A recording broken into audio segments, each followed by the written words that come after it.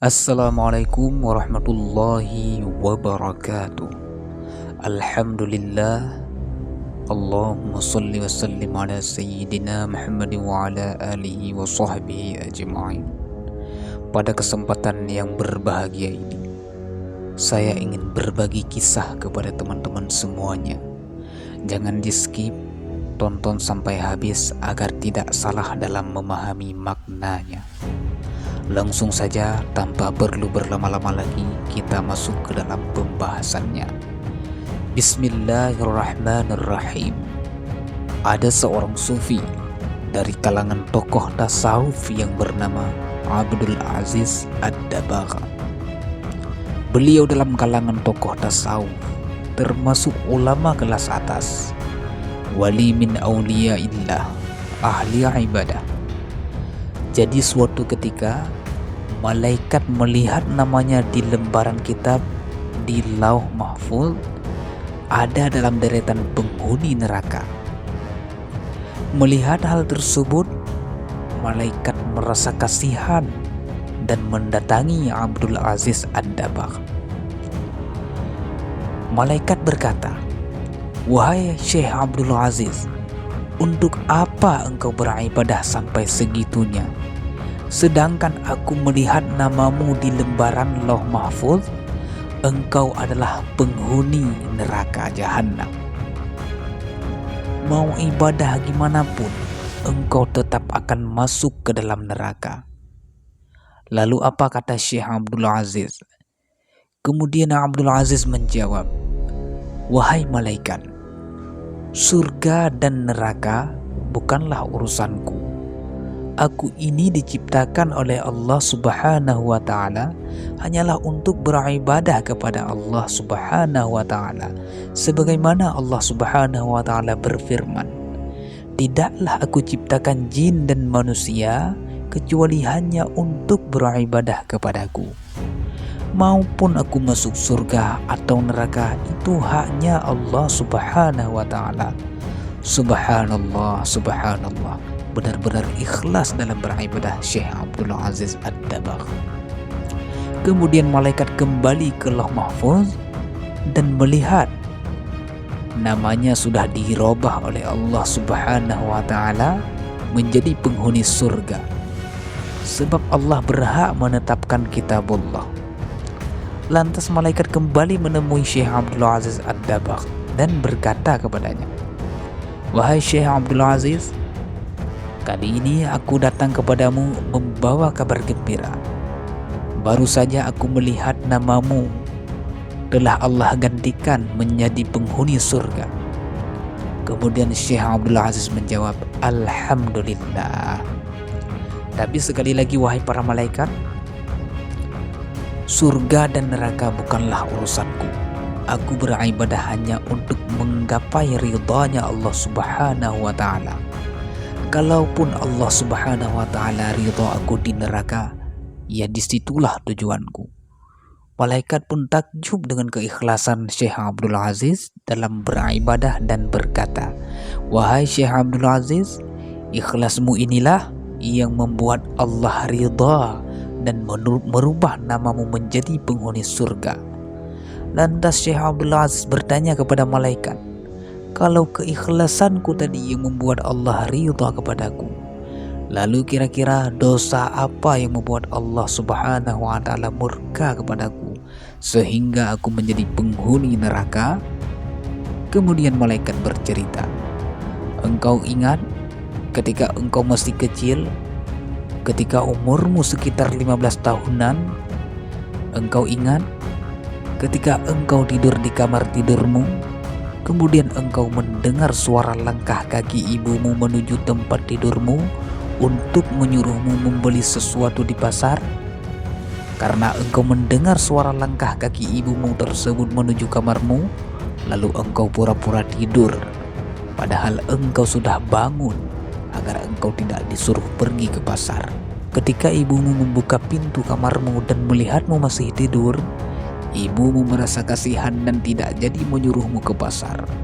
Sebab engkau bohongi ibumu, Allah Subhanahu wa ta'ala murka dan menjadikan namamu sebagai penghuni neraka jahanam.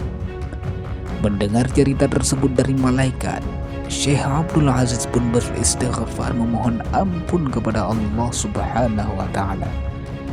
Semenjak kejadian tersebut, Syekh Abdul Aziz Ad-Dabagh di sisa umurnya tidak pernah berceramah kecuali tentang berbakti kepada kedua orang tua.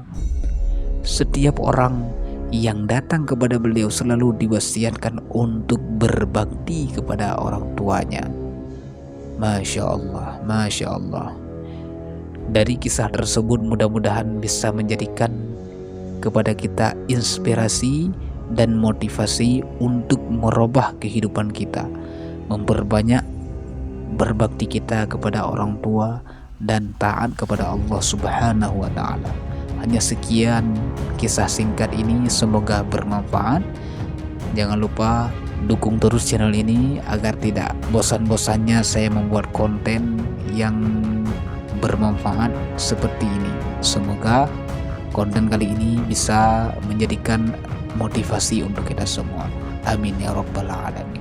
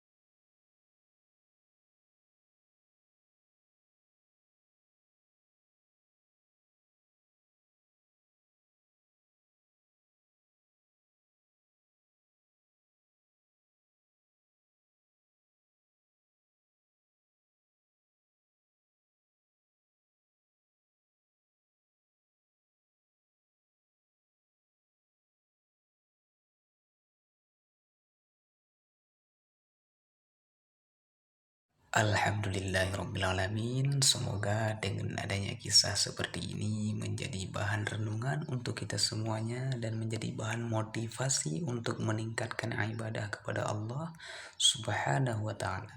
Hanya sekian yang dapat saya sampaikan, semoga bermanfaat. Saya akhiri, assalamualaikum warahmatullahi wabarakatuh. Jangan lupa like dan subscribe.